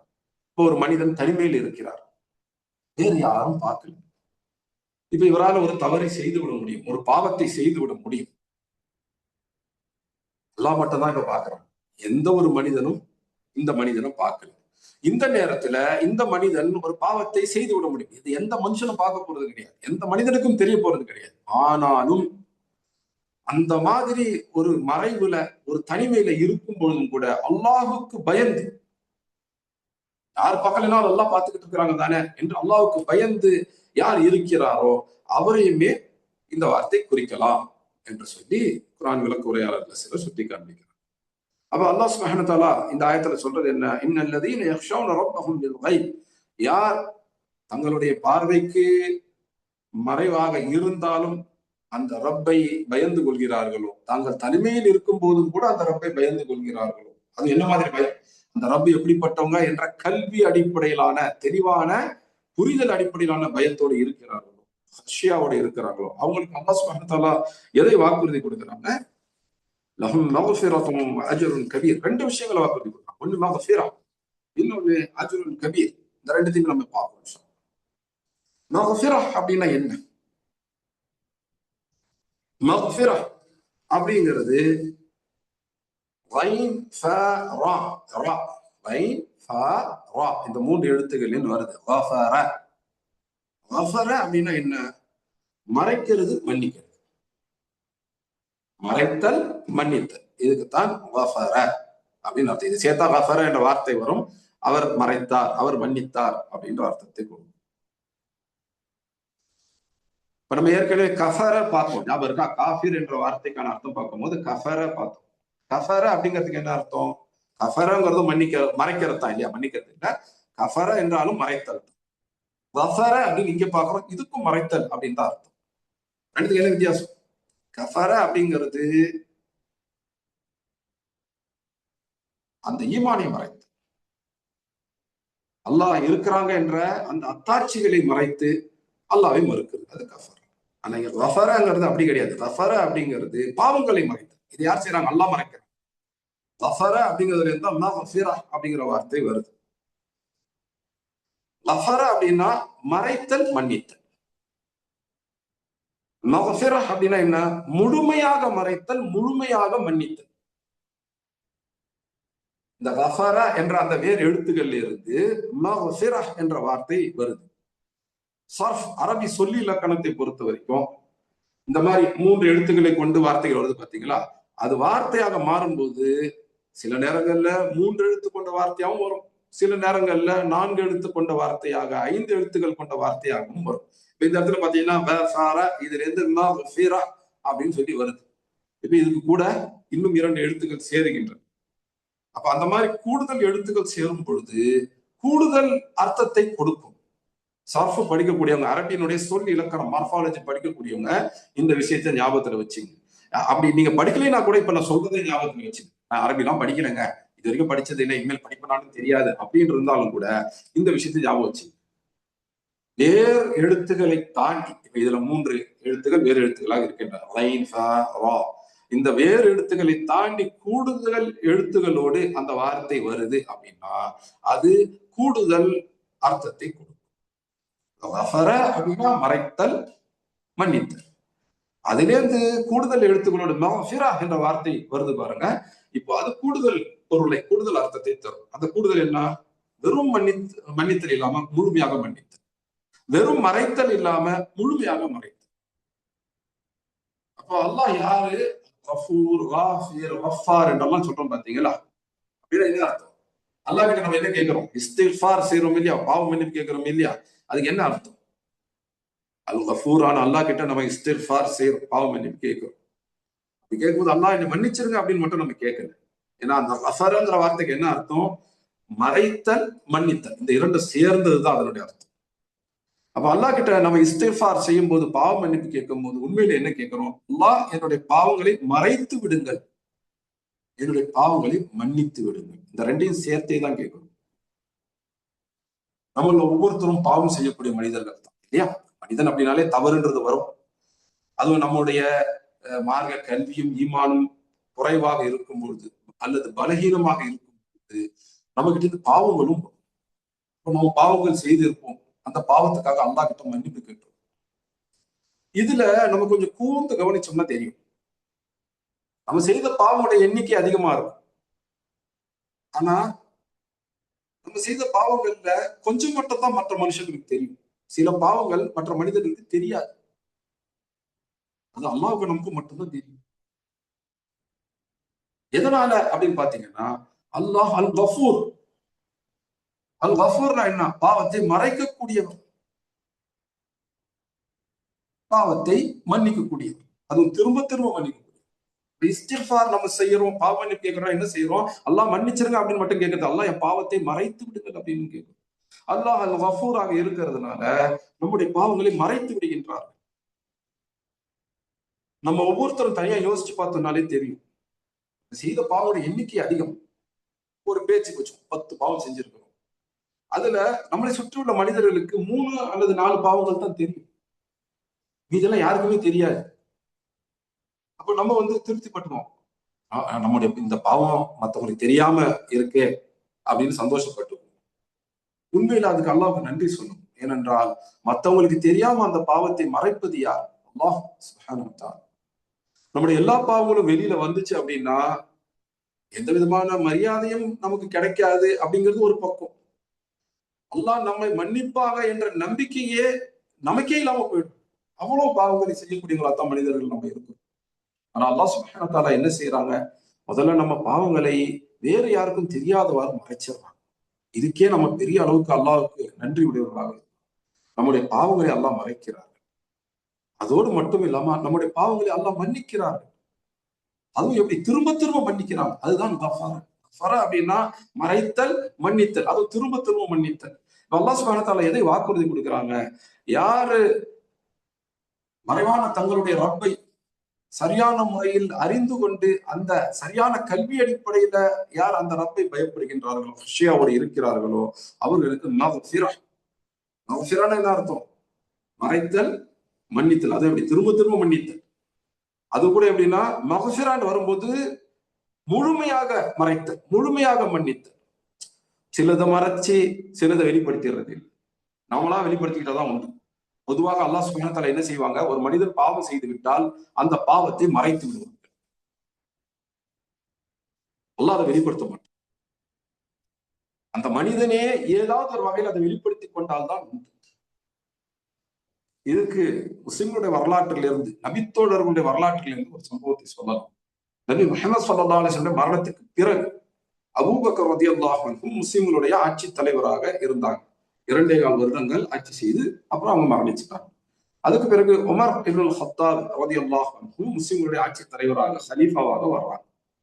இவங்களுடைய ஆட்சியில ஒரு மனிதர் ஒரு பாவம் செஞ்சுட்டு மாட்டிக்கிறான். அவனுக்கு தண்டனை கொடுக்கப்படுது. தண்டனை தீர்ப்பு கொடுக்கப்பட்டுச்சு. இப்ப அவனுக்கு தண்டனைக்காக இழுத்துட்டு போறாங்க. அப்ப அவன் அடுத்து புலம்புறான், மன்றாடுறான். என்ன கேட்கிறான்? என்னை விட்டுடுங்க, நான் இதான் முதல் தடவை செஞ்சிருக்கிறேன் இந்த பாவத்தை, மறுபடியும் நான் செய்ய மாட்டேன் அப்படின்னு சொல்றான். என்ன சொல்றான்? இதான் முதல் முறையா இந்த பாவத்தை செஞ்சிருக்கிறேன், நான் மறுபடியும் செய்ய மாட்டேன் அப்படின்னு சொல்றான். அப்போ உமர் ரலியல்லாஹு அன்ஹு சொல்றாங்க அந்த மனிதனை பார்த்து, நீ பொய் சொல்ற. எந்த ஒரு மனிதனும் முதல் முறை அந்த பாவத்தை செய்யும் பொழுது அல்லாஹ் அதனை வெளிப்படுத்துவது இல்லை. அவன் மறுபடியும் அந்த பாவத்தை செய்யும் பொழுதுதான் அல்லாஹ் அதை வெளிப்படுத்துகிறார்கள். உமர் ரலியல்லாஹு அன்ஹு புரிதலை பாருங்க. மஃபிரா என்ன அப்படின்னா என்னன்றது நம்ம விட அவங்களுக்கு தெளிவாகவும் ஆழமாகவும் புரியும். இதுதானே? அப்ப உமர் ரலியல்லாஹு அன்ஹு என்ன சொல்றாங்க? முதல் முறை பாவம் செய்யும் போது அல்லாஹ் அதை வெளிப்படுத்துவதே இல்லை. திரும்ப திரும்ப அந்த பாவத்தை செய்யும் பொழுதுதான், அதனால மற்றவங்களுக்கு பாதிப்பு வரும்பொழுதுதான் அல்லாஹ் அதை வெளிப்படுத்துறான். ஒண்ணு இவனா வாயை திறந்து சொல்லணும், இல்ல இவனால அடுத்தவங்களுக்கு பாதிப்பு வரணும். இவன் அப்படின்னா ஆண் மட்டும் இல்ல, இந்த பெண்ணால அடுத்தவங்களுக்கு பாதிப்பு வருது, இல்ல அந்த பெண்ணே வாயை திறந்து சொல்றாங்க அப்படின்னா அப்போ அல்லாஹ் அதை வெளிப்படுத்து. அப்ப அதுல டிஃபால்ட் செட்டிங் என்ன, நார்மல் என்ன? அல்லாஹ் சுப்ஹானஹு வ தஆலா யாருடைய பாவத்தையும் வெளிப்படுத்துவது கிடையாது. அல்லாஹ்வுடைய தன்மை என்ன? அல்லாஹ் பாவங்களை மறைக்கக்கூடியவர், அல்லாஹ் பாவங்களை மன்னிக்கக்கூடியவர். நாம நம்முடைய பாவத்தை வெளிப்படுத்திக்கிட்டாதான் உண்டு. அல்லாஹ் மன்னிக்க தயாரா இருக்காங்க, திரும்ப திரும்ப மன்னிக்கிறாங்க. நம்ம பாவ மன்னிப்புக்கு கேட்காம இருந்து தண்டனைக்கு உகந்தவர்களாக நம்மளை நாமே மாத்திக்கும் போதுதான் நம்ம தண்டனை பெறும். அல்லாஹ் சும்மா தேடி தேடி இவங்களை தண்டிக்கலாம் அவங்களை தண்டிக்கலாம் அப்படின்னு அல்லாஹ் தண்டிக்கிறது இல்லை. அல்லாஹ் யாரையுமே மன்னிக்க தயாரா இருக்கிறாங்க. அதையெல்லாம் மீறிதான் இல்ல நாங்க தண்டனைக்கு உரியவங்க அப்படின்னு சொல்லி மனிதர்கள் மோசமானவர்களாக தங்களை முன்னிறுத்திக் கொள்கிறார். அப்படின்னா என்ன அர்த்தம்? மறைத்தல், மன்னித்தல். அதுவும் சாதாரணமான மறைத்தல் அல்ல, முழுமையான மறைத்தல். சாதாரணமான மன்னித்தல் அல்ல, முழுமையாக மன்னித்தல். அப்ப அல்லாஹ் எதை வாக்குறுதி கொடுக்கிறாங்க? அப்படின்னு என்ன அர்த்தம்? நம்முடைய பாவங்களை அல்லாஹ் முழுமையாக மறைத்து அல்லாஹ் நம்முடைய பாவங்களை முழுமையாக மன்னிக்கிறாங்க. இது யாருக்கு? யார் மறைவாக இருக்கக்கூடிய தங்கள் ரப்பின் மீது உண்மையான பயத்தை கொண்டிருக்கிறார்கள். அந்த உண்மையான பயங்கிறது எப்படி வரும்? ஹஷியா அப்படிங்கிறது எப்படி வரும்? அல்லாஹ்வை பற்றிய அந்த கல்வி சரியாக இருந்து அந்த கல்வியின் அடிப்படையில நமக்கு வறுமை, அந்த பயத்துக்கு தான் ஹஷியா அப்படின்னு பேர். அப்ப யார் உண்மையில அல்லாஹ்வை பற்றி சரியாக அறிந்து அந்த அறிதல் புரிதல் அடிப்படையில் அல்லாஹ்வை பற்றி சரியான முறையில் அஞ்சுகிறார்களோ அவர்களுக்கு அல்லாஹ் சுப்ஹானஹு வ தஆலா முழுமையான பாவ மன்னிப்பையும் அந்த பாவங்களை முழுமையாக மறைத்தலையும் கொடுத்தார். இன்னும் அதை தோர்த்து அல்லாஹ் சுப்ஹானஹு வ தஆலா என்ன சொல்றாங்க? அஜருன் கபீர் என்று சொல்றாங்க. கபீர்னா பெருசு. அஜர் அப்படின்னா என்ன? அஜர் அப்படின்னா நற்கூலி, நல்ல கூலி அப்படின்னு அர்த்தம். அல்லாஹ் சுப்ஹானஹு வ தஆலா பாவ மன்னிப்பு முழுமையாக அந்த பாவத்தை மறைத்து முழுமையாக அந்த பாவத்தை மன்னிக்கிறேன்னு சொன்னதோட நிக்காம கூடுதல் என்ன சொல்றாங்க, பெரும் நற்கூலி உண்டு அப்படின்னு சொல்றாங்க. நல்ல கூலின்னு சொன்னா மட்டும் இல்ல, பெரிய நற்கூலி உண்டு என்று சொல்றாங்க. இந்த இடத்துல அல்லாஹ் சுப்ஹானஹு வ தஆலா பயன்படுத்தி இருக்கிற வார்த்தை எது? அஜர். அஜர்னா என்ன? நல்ல கூலி. இப்போ இந்த கூலி அப்படிங்கிறதுக்கு வேற வேற வார்த்தைகள் அரபி மொழியில உண்டு. அல் குர்ஆன்லயே நம்ம பார்க்கிறோம், ஜஸா அப்படிங்கிற வார்த்தை இருக்கு. ஜஸா அப்படின்னா என்ன? நம்ம கூட இன்னைக்கு நம்மள பலரும் கூட அன்றாட வாழ்க்கையில இதை பயன்படுத்த ஆரம்பிச்சிட்டோம். இந்த வார்த்தையை இந்த வார்த்தையை ஜஸா அப்படிங்கிறது, யாராவது நமக்கு நல்லது செஞ்சுட்டா நம்ம வந்து நன்றி சொல்றதுக்காக, தேங்க்ஸ் சொல்றதுக்காக என்ன வார்த்தையை பயன்படுத்துறோம்? ஜஸாக் அல்லாஹ் அப்படின்னு பயன்படுத்துறோம். யா நபி ஸல்லல்லாஹு அலைஹி வஸல்லம் ஜஸாக் அல்லாஹ் அப்படின்னு சொல்லி நிறுத்திட மாட்டாங்க. ஜஸாக் அல்லாஹு ஹைர் அப்படின்னு சொல்லி தான் நிறுத்துவாங்க. அந்த ஹைர் அப்படிங்கிற வார்த்தை சேர்த்தே தான் சொல்லுவாங்க. ஏன்? கூலி அப்படிங்கிறதுக்கு ஜஸா அப்படிங்கிற வார்த்தை இருக்கு. அதே போல கூலிங்கிறதுக்கு அஜர் அப்படிங்கிற வார்த்தையும் இருக்கு. ஏன் அல்லாஹ் இந்த இடத்துல அஜருங்கிற வார்த்தையை பயன்படுத்துறாங்க? ஏன் ஜஸா என்ற வார்த்தையை பயன்படுத்த? ஏனென்றால் ஜஸா அப்படின்னா கூலி அப்படின்னு அர்த்தம். அது நல்ல கூலியாகவும் இருக்கலாம், தண்டனையாகவும் இருக்கலாம். இப்ப சில பேருடைய பேச்சுல பார்க்கலாம், யாராவது அவங்களுக்கு தீங்கு விளைவிச்சுட்டாங்கன்னா அல்லாஹ் அவனுக்கு கூலி கொடுப்பான் அப்படின்னு சொல்லி அவங்க கோபமா சொல்லுவாங்க. இந்த இடத்துல கூலிங்கிறது என்ன அர்த்தம்? அல்லாஹ் அவனுக்கு பரிசு கொடுப்பாங்கன்னு அர்த்தமா? இல்ல. அல்லாஹ் அவனுக்கு கூலி கொடுப்பான் அப்படின்னு கோபமா அவங்க சொல்லும் பொழுது, வேதனையோட அல்லாஹ் அவனுக்கு கூலி கொடுப்பாங்க அப்படின்னு சொல்லும் பொழுது, அந்த பாதிக்கப்பட்ட மனிதர் என்ன நினைக்கிறாரு? அல்லாஹ் உனக்கு தண்டனை கொடுப்பாங்க, நீ செய்த பாவத்துக்கு உகந்த ஒரு கூலியை உனக்கு தருவாங்க என்று அவங்க சொல்றாங்க. அப்ப இந்த இடத்துல நல்லது நடக்கணும்னு அவங்க சொல்றாங்களான்னா இல்ல, உனக்கு தண்டனை கிடைக்கட்டும் அப்படிங்கிற நோக்கத்துல தான் சொல்றாங்க. ஏனென்றால் ஜஸா அப்படிங்கிறது கூலி. அது நல்ல கூலியாகவும் இருக்கலாம், ஒரு ரிவார்ட், ஒரு பிரைஸாகவும் இருக்கலாம், அல்லது அது தண்டனையாகவும் இருக்கலாம். காரியங்களுக்குரிய கூலி அப்படிங்கிறது அந்த காரியம் நல்லதா கெட்டதாங்கிறத பொறுத்து இருக்கு. நம்ம நல்லது செய்யறோம், அதற்கான ஜஸா, அதற்கான கூலிங்கிறது நன்மை. அல் ஜஸாஉல் இஹ்சான் இல்லல் இஹ்சான். நல்ல விஷயத்துக்கான கூலி நல்லதை தவிர வேற எதுவும் கிடையாது.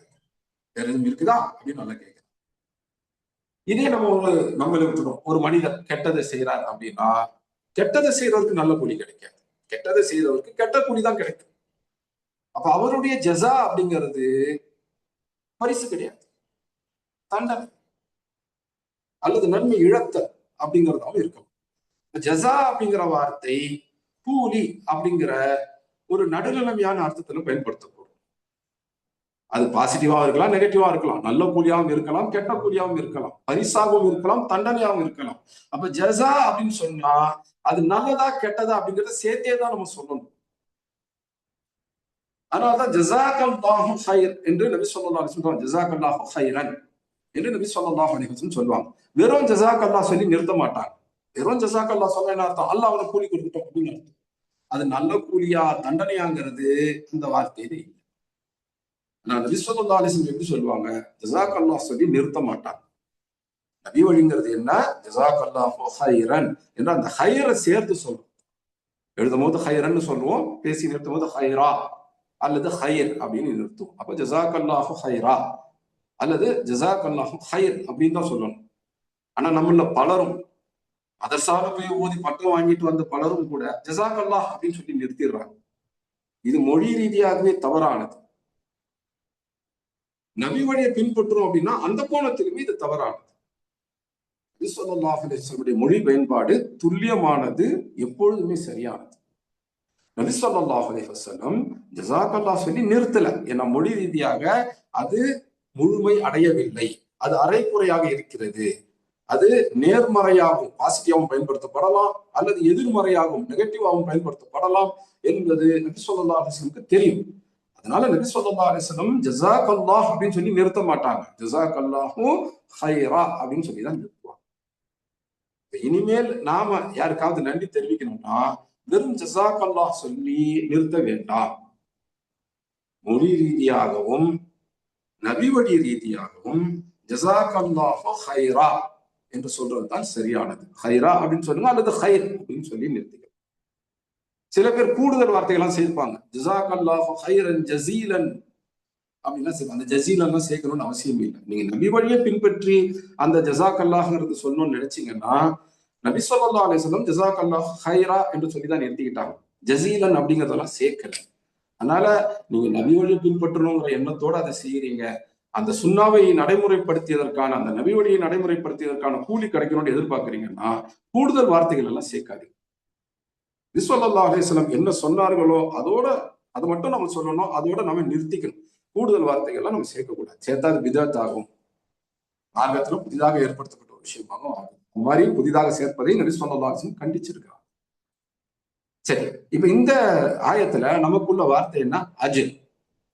ஜஸா என்ற வார்த்தையின் பொருளை பார்த்தோம். ஜஸா என்பது கூலி அப்படின்னு அர்த்தம். அது நேர்மறையானதாக பாசிட்டிவாக இருக்கலாம், நல்ல கூலிங்கிறதாகவும் இருக்கலாம், அல்லது எதிர்மறையானதாக நெகட்டிவாக இருக்கலாம், கெட்ட கூலி தண்டனை அப்படிங்கிறதாகவும் இருக்கலாம்.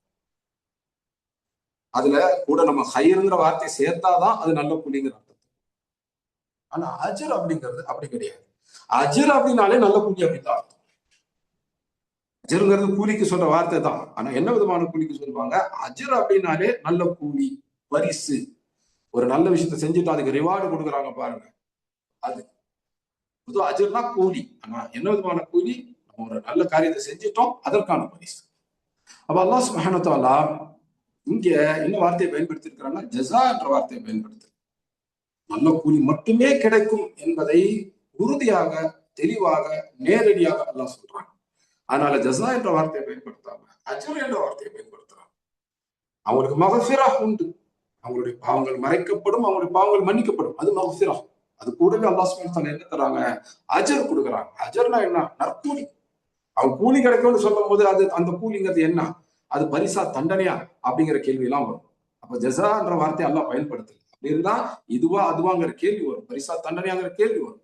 ஆனா அல்லாஹ் சுப்ஹானஹு வ தஆலா ஜஸா என்ற வார்த்தையை பயன்படுத்தல, மாறாக அஜர் என்ற வார்த்தையை பயன்படுத்தி இருக்கிறாங்க. அஜர் அப்படின்னா நற்கூலி. அஜர்னாலே நல்ல கூலி மட்டும் தான். கெட்ட கூலிங்கிறது அங்க வராது, தண்டனை அப்படிங்கிறது வராது. அஜர் என்ற வார்த்தையுடைய பண்பை உஜூர்.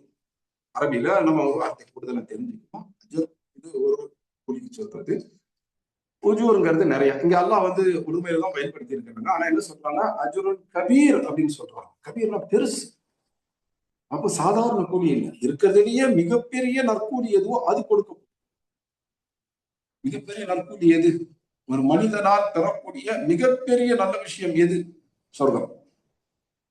அந்த சொர்க்கத்துக்கு போன பிறகு அங்கே அல்லாஹ்வுடைய முகத்தை பார்ப்பாங்க. அந்த சொர்க்கத்தினால் கிடைக்கக்கூடிய மகிழ்ச்சியை விட அதிகமான மகிழ்ச்சியை கொடுக்கும். சொர்க்கத்துக்கு போறதே சந்தோஷம் தான். ஆனா அல்லாஹ்வுடைய முகத்தை பார்க்கறது அதை விட பெரிய சந்தோஷம். அதுதான் இந்த அஜ்ருன் கபீர். சொர்க்கத்துக்கு போன பிறகு நம்ம அல்லாஹ்வை பார்க்கறது, இதெல்லாம் அந்த அஜ்ருன் கபீர். மிகப்பெரிய மகத்தான நற்கூலி நமக்கு உண்டு என்று அல்லாஹ் சுப்ஹானஹு வ தஆலா சொல்றாங்க. யாருக்கு உண்டுன்னு சொல்றாங்க?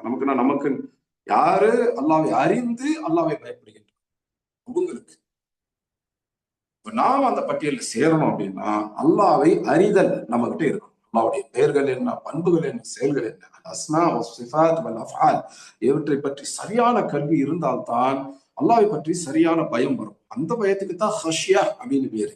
அந்த ஹஷ்யா யாருக்கு இருக்குதோ அவங்களுக்குத்தான் அல்லாஹ் சுப்ஹானஹு வ தஆலா மக்ஃபிரா வ அஜ்ருன் கபீர் என்ற ரெண்டு விஷயங்களை வாக்குறுதி கொடுக்கிறார். பாவத்தை மறைத்து மன்னித்த பெரும் நற்கூலி, அதாவது சொர்க்கம், அதுல கிடைக்கக்கூடிய நல்ல விஷயங்கள், இவற்றையெல்லாம் அல்லாஹ் சுப்ஹானஹு வ தஆலா வாக்குறுதி கொடுக்கிறார். இப்ப இதுல கடைசியா சின்ன ஒரு விஷயம். இப்ப அல்லாஹ் சுப்ஹானஹு வ தஆலா என்ன கிடைக்கும் அப்படின்னு சொல்லும் பொழுது முதல்ல மக்ஃபிராவை சொல்றாங்க, அதற்கு பிறகு அஜ்ருன் கபீர் சொல்றாங்க. அல்லாஹ் வார்த்தைகளை பயன்படுத்தக்கூடிய அந்த வரிசையில கூட நமக்கு படிப்பினை இருக்கு. முதல்ல அல்லாஹ் எதை சொன்னாங்க, அடுத்ததா எதை சொன்னாங்க அப்படிங்கறத வச்சு அதுல இருந்து நம்ம பல படிப்பினைகள் எடுக்கலாம். இந்த இடத்துல பாத்தீங்கன்னா அவங்களுக்கு சொர்க்கம் கிடைக்கும், மன்னிப்பு கிடைக்கும்னு அல்லாஹ் சொல்றாங்க. முதல்ல மன்னிப்பு கிடைக்கும் சொல்லிட்டு அதுக்கு பிறகுதான் சொர்க்கம் கிடைக்கும் அப்படிங்கறத அல்லாஹ் சொல்றாங்க. ஏன்? ஏன்னா அவங்க அல்லாஹ்வை பயந்தாங்க. அல்லாஹ்வை எதுக்காக பயந்தாங்க? அல்லாஹ் தண்டிச்சிருவாங்களோ அப்படின்னு சொல்லி அவங்க பயந்தாங்க. யாரு உண்மையில அல்லாஹ்வை அறிந்து அல்லாஹ்வை அஞ்சினார்களோ அவங்க எதுக்கு அஞ்சினாங்க? தன்னுடைய பலகீனத்தை உணர்ந்து கொண்டார்கள். நம்ம பாவம் செய்தவர்கள். அப்ப அல்லாஹ் நம்மை தண்டித்து விடுவார்கள். தண்டிக்க ஆற்றல் உடையவங்க தான் அல்லாஹ். அல்லாஹ்வுடைய தண்டனையை நம்மால் தாங்க முடியாது. அப்ப அந்த தண்டனையில் தப்பிக்கணுமே என்று பயந்தார்கள். அப்ப அல்லாஹ் சுப்ஹானஹு வ தஆலா என்ன செய்யறாங்க, முதல்ல அந்த பயத்தை நீக்கிறாங்க. நீங்க பயப்படுறீங்க தான். ஒருத்தர் பயந்து கொண்டே இருக்கிறார், தண்டனை வரும்போது பயந்துகிட்டே இருக்கிறார். அந்த நேரத்துல நீ செஞ்ச நல்லதுக்கு இந்த நற்கூலின்னு கொடுக்கும்போது அவர் முழு சந்தோஷத்தோட அதை வாங்கிக்குவாரா அப்படின்னா, அந்த கூலி வாங்கிக்குவாரான்னு கேட்டா வாங்க மாட்டார். ஒரு சந்தோஷம் இருக்கும், ஆனாலும் ஒரு கேள்வி இருந்துகிட்டே இருக்கும். இது நம்ம செஞ்ச நல்ல விஷயங்களுக்கான கூலி, இது கிடைச்சிருச்சு. ஆனா நம்ம செய்த கெட்ட விஷயங்களுக்கான கூலி ஒண்ணு இருக்கே, அந்த தண்டனை கிடைச்சிருச்சுன்னா இந்த நல்லது கிடைச்சும் நமக்கு பலன் இல்லாம போயிடும். அல்லது நல்லதுல ஒரு பலன் வந்தாலும் முழுமையான பலன், முழுமையான சந்தோஷம் கிடைக்காது. இந்த தண்டனை வந்துருச்சுன்னா என்ன செய்யுது, ஒரு பயம் இருந்துகிட்டே இருக்கும். ஸ்கூல் நாள்ல படிக்கும் போது நம்மள பலரும் இந்த அனுபவத்தை பெற்று இருக்கலாம். சிலருக்கு அந்த அனுபவம் இல்லாமலும் போயிருக்கலாம். அதாவது ரொம்ப நல்லா படிக்கிறவங்களுக்கு அந்த அனுபவம் இருக்காது. நார்மலா படிக்கிறேன், நான் சுமாரான ஒரு ஸ்டூடெண்ட்டுங்க அப்படின்னு சொல்றவங்களுக்கு இந்த அனுபவம் இருக்கும். என்ன அப்படின்னா, சில நேரங்கள்ல எக்ஸாம் முடிச்சுட்டு வந்து பேப்பர் கொடுப்பாங்க. 5 சப்ஜெக்ட் இருக்குன்னு வச்சுக்கோங்க. அந்த 5 பாடத்துக்கும் 5 சப்ஜெக்ட்டுக்கும் ஒரே நேரத்துல பேப்பர் கொடுப்பாங்க. நமக்கு ஈஸியா வர சப்ஜெக்ட் இருக்கும். அதுல எல்லாம் நல்ல மார்க் வாங்கியிருக்கும். அதெல்லாம் வாங்கிட்டு அப்படியே சந்தோஷமா வருவோம். ஆனாலும் நமக்கு கஷ்டமான சப்ஜெக்ட்னு ஒண்ணு இருக்கும். நிறைய பேருக்கு மேத்ஸ் கஷ்டம், சயின்ஸ் கஷ்டம், சில பேருக்கு இங்கிலீஷ் கஷ்டம் அப்படிலாம் இருக்கு. சில பேருக்கு தமிழ் கஷ்டம் அப்படிலாம் இருக்கு. ஒவ்வொருத்தருக்கும் ஒரு சப்ஜெக்ட் கஷ்டமா இருக்கும். அப்ப நமக்கு ஈஸியா இருக்கிற சப்ஜெக்ட்ல வந்து பேப்பர் திருத்தி கொடுக்கும் போதெல்லாம் நம்ம சந்தோஷமா வாங்கிட்டு வரும். ஆனா உள்ளுக்குள்ள ஒரு பயம் இருந்துகிட்டே இருக்கும். எல்லாம் ரைட்டு, இது வந்து நமக்கு நல்லா வரக்கூடிய சப்ஜெக்ட், இது நம்ம மார்க் வாங்கிட்டோம். ஆனா நமக்கு நல்லா வராத சப்ஜெக்ட் இருக்குது, இன்னும் அந்த பேப்பரை கொடுக்கலையே, அந்த பேப்பர் நம்ம ஃபெயில் ஆயிட்டா அப்படின்னு ஒரு பயம் இருந்துகிட்டே இருக்கும். அந்த மாதிரிதான் இது. மறுமையில அல்லாஹ் சுப்ஹானஹு வ தஆலா நமக்கு தீர்ப்பை கொடுக்கும் பொழுது நம்ம செய்த நல்லதுக்கு முதல்ல தீர்ப்பு கொடுத்துட்டாங்க அப்படின்னா நற்கூலி கிடைச்சிரும். ஆனா நம்ம செய்த அந்த தீமைகளுக்கு, பாவங்களுக்கு என்ன கூலி என்று தெரியாம பயந்துகிட்டே இருக்கும். இந்த நற்கூலியை நம்ம முழு சந்தோஷத்தோடு ஏற்றுக்கொள்ள முடியாது. அல்லாஹ் சுப்ஹானஹு வ தஆலா என்ன செய்யறாங்க, முதல்ல அந்த கவலையை நிக்கிறாங்க, முதல்ல மன்னிப்பு கொடுத்துடுறாங்க. நீ கவலைப்படாத, பயப்படாத, உன் பாவத்தை நான் மறைத்து விட்டேன், மன்னித்து விட்டேன் என்று அல்லாஹ் முதல்ல அந்த பாவத்தை மறைத்து மன்னித்து முதல்ல அந்த கவலையை போக்கிடுறாங்க, அந்த பயத்தை போக்கிடுறாங்க. நீ பயந்து இல்ல, அதுக்கு கூலி பயம் இல்லாமல் ஆக்குது. அந்த மனிதர், அந்த ஆணோ பெண்ணோ அல்லாவை சரியாக தெரிந்து கொண்டு அல்லாவை பயந்தாங்க. அந்த பயந்ததுக்கு அல்லாஹ் ஒரு கூலி தராங்க. பயப்படுறதுமே ஒரு இபாதத் தான். அல்லாவை பயப்படுதல், அந்த ஹஷியாங்கிறது ஒரு இபாதத், அது ஒரு வணக்கம். அந்த பயத்துக்குமே அல்லாஹ் கூலி தராங்க. அந்த பயத்தை கூலி என்ன, முதல்ல அந்த பயத்தை இல்லாமல் ஆக்குறது. எப்படி அந்த பயத்தை இல்லாம ஆக்குறது, நீ எதுக்கு பயந்தியோ அந்த தண்டனை உனக்கு கிடையாது, உனக்கு மன்னிப்பு கொடுத்துட்டேன் என்று அல்லாஹ் முதல்ல மன்னிப்பு கொடுக்குறாங்க. அது என்ன மாதிரியான மன்னிப்பு, முழுமையான மன்னிப்பு. அது கூட எப்படி, அந்த பாவத்தை மறைத்து அல்லாஹ் மன்னிக்கிறான். நீங்க வந்து மன்னிச்சுட்டா போதும் அப்படின்னு இருக்கும். ஆனா அல்லாஹ் கூட என்ன செய்யறாங்க, அதை அந்த பாவத்தை மறைக்கிறாங்க, மத்தவங்களுக்கு தெரியல. இந்த உலகத்திலேயே அல்லாஹ் மறைச்சாங்க, மறுமையிலும் அதை மறைத்து நம்முடைய கண்ணியத்தை காப்பாற்றி, நம்முடைய பயத்தை அகற்றி அல்லாஹ் தைரியத்தை கொடுக்குறான்.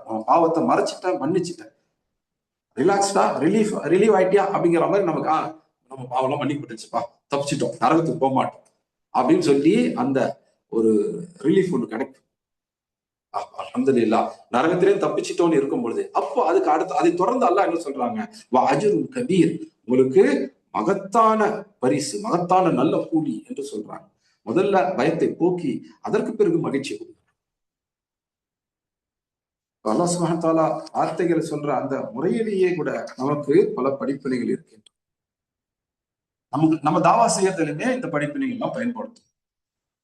இது நம்ம ஞாபகம் வச்சுக்கணும். அப்போ அல்லாஹ் சுப்ஹானஹு வ தஆலா இந்த ஆயத்துல சொன்னதை நம்ம சுருக்கமா மறுபடியும் பார்த்தோம்னா, இன்னல்லதீன யக்ஷௌன ரப்பஹும் பில்கைப் லஹும் மக்ஃபிரத்துன் வ அஜ்ருன் கபீர்.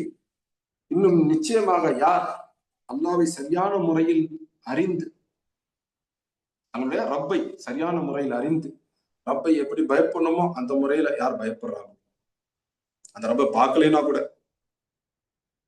பயப்படுறாங்களோ அவங்களுக்கு அல்லாஹ் சுப்ஹானஹு வ தஆலா அந்த பயத்தை போக்கும் விதமாக அவங்களுடைய பாவங்களை மறைத்து மன்னித்து அவங்களுக்கு மகத்தான நற்கூலியை கொடுக்கிறாங்க என்றதை நம்ம பார்க்கணும். இப்போ நரகத்தினுடைய வேதனையில மாட்டக்கூடிய மக்களை பற்றி எவ்வளவு விரிவாக சொன்னாங்களா, அந்த அச்சத்தை தொடர்ந்து நாமளும் அந்த நரகவாசி ஆயிட்டோம்னா நம்ம நிலைமை என்ன ஆகும் என்று நம்ம பயந்து கொண்டு இருக்கும்போது உடனடியாக அந்த பயத்தை போக்கும் விதமாக சொல்றாங்க, இந்த உலகத்துல நீ உண்மையில அல்லாவை தெரிந்து அல்லாவை பயந்தான், அந்த பயத்துக்கு கூலியாக மறுமையில உன்னுடைய பாவங்களை முழுமையாக மன்னிப்பான். அது மட்டும் இல்ல, பாவங்களை முழுமையாக மறைத்து முழுமையாக மன்னிப்பாங்க. அதோடு இல்லாம மிகப்பெரிய நற்கூலியுமே அல்லாஹ் தருவாங்க என்று அல்லாஹ் சுப்ஹானஹு வ தஆலா வாக்குறுதி கொடுக்கிறார்.